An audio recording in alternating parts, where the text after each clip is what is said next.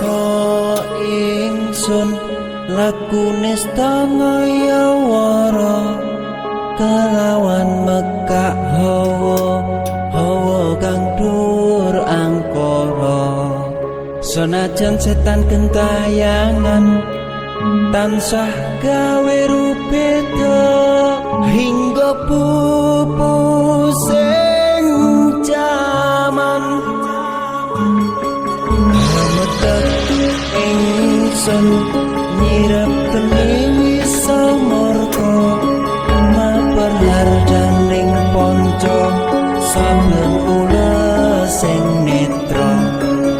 nambaran sing kawelasan ingkang paring kamulyan Sang Hyang Jati Pangeran jiwaku samudra pepunta ning laku tumuju dhateng Gusti datang amur bodu mati manunggaling kaula Gusti rendah ati bakal mati mukti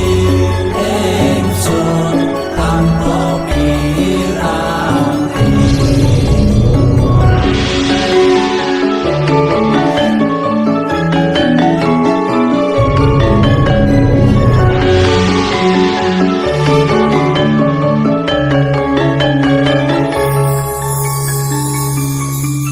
Sumebyar ing sukma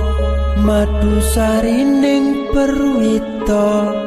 maneka warna prada bangun praja sampurna sangkala tidha mungsa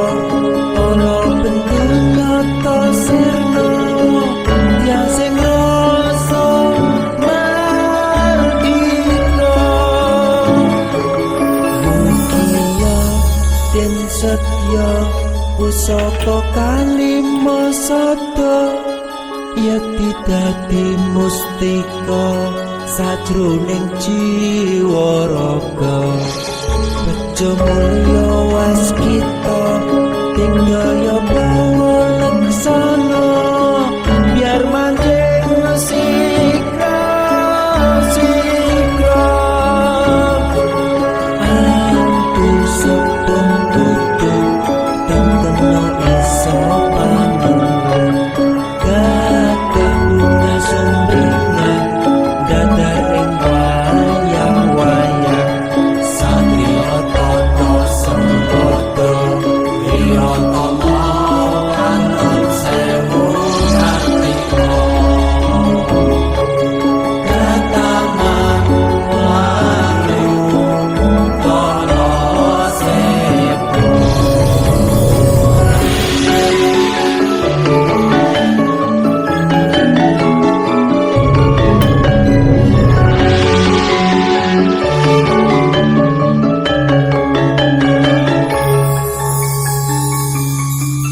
Memuji ingsun kanthi suwita linuhung segara ganda arum surep dupa kumelun hinulah niat ingsun hangidung saka kang luhur titahing Sang Hyang Agung rembesing tresno tandha luhing netra rasa-rasaning ati kadya tirta kang suci kawistara japa mantra kondang kati pepadang balilah